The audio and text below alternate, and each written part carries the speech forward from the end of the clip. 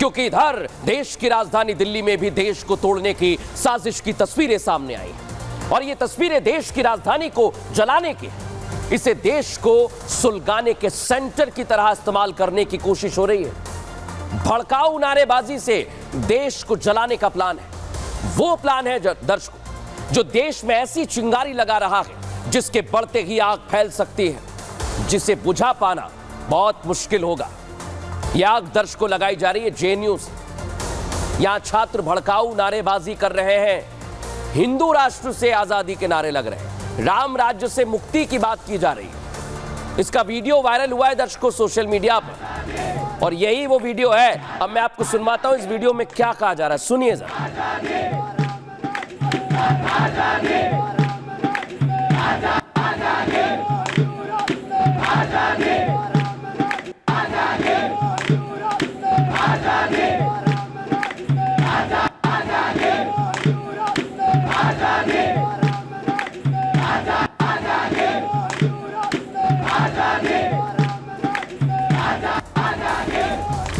सोचिए दर्शकों, एक बार फिर यहां नारे लगाए जा रहे हैं, लेकिन सवाल यह उठता है कि जेएनयू में पढ़ने गए ये छात्र इतनी ईर्ष्या क्यों पाले हुए हैं, इतना द्वेष आखिर इनमें कहां से आ रहा है, इनके जहन में कौन है जो जहर घोल रहा है। ये छात्र देश को आगे बढ़ाने के बजाय किस दिशा में आगे बढ़ रहे हैं, इस सवाल आज खड़ा हो रहा है दर्शकों। लेकिन आप सोचिए, जेएनयू जैसा संस्थान अगर यहां पर इस तरह की नारेबाजी होगी, इसके क्या कारण हो सकते हैं, इसके पीछे वजह कुछ और हो सकती है दर्शकों। लेकिन नारे, आप सोचिए, राम राज्य से नारे की बातें कही जा रही हैं। सोचिए आप, नारे की बातें कही जा रही हैं, इसके लिए जांच पड़ताल भी की जा रही है दर्शकों। लेकिन बड़ी बात क्या है, यह पहली बार नहीं हुआ है दर्शकों। जेएनयू में 9 फरवरी 2016 में कार्यक्रम के दौरान भी कथित देश विरोधी नारे लगाए गए थे। तब इस घटना ने पूरे देश में उबाल लाकर रख दिया था, आपको जानकारी होगी इस बात। और यह हैरान करने वाली घटना सामने आई थी, जिसमें देश में पहली बार देश के नामी संस्थान जेएनयू में कथित देश विरोधी नारे लगे। अब फिर वही विरोध की आग जेएनयू में धधक रही है। इसे तुरंत शांत करने की जरूरत है, लेकिन सवाल यह कि बड़े और कड़े एक्शन कब लिए जाएं।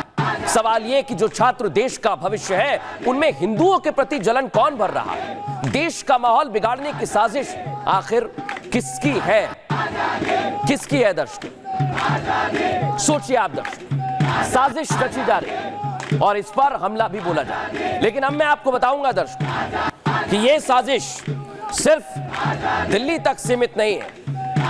यह साजिश भिवाड़ी से होती हुई जम्मू कश्मीर पहुंची, दिल्ली जेएनयू में आ गई और उसके बाद कहां पहुंची दर्शकों, मध्य प्रदेश में। और मैं बार बार कह रहा हूं कि 16 साल पहले जो मुंबई में हुआ था, ऐसा ही कुछ रचा जा रहा है दर्शकों, क्योंकि मध्य प्रदेश से भी कुछ ऐसा ही सामने आया है और जो सामने आया है वो आपको चौंका देगा दर्शकों। इसलिए मैं आपसे कह रहा हूं, एक और साजिश की जा रही है और इसमें भी देश विरोधी बातें कही जा रही है। देश की राजधानी दिल्ली में क्या चल रहा है दिखाया आपको। देश के दिल मध्य प्रदेश में भी एक साजिश हो रही है।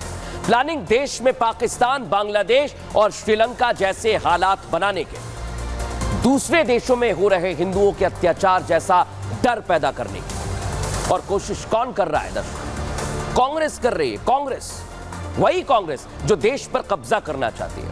कांग्रेस के अध्यक्ष मल्लिकार्जुन खड़गे देश पर कब्जे की बात कह चुके हैं और इधर मध्य प्रदेश के दिग्गज कांग्रेस नेता सज्जन सिंह वर्मा बांग्लादेश जैसे हालात होने की बात कह रहे हैं। इतना ही नहीं दर्शकों, वो कह रहे हैं कि शेख हसीना को जिस तरह 45 मिनट में देश छोड़ना पड़ा, ठीक उसी तरह पीएम मोदी के घर में घुसने का डर दिखाया जा रहा है।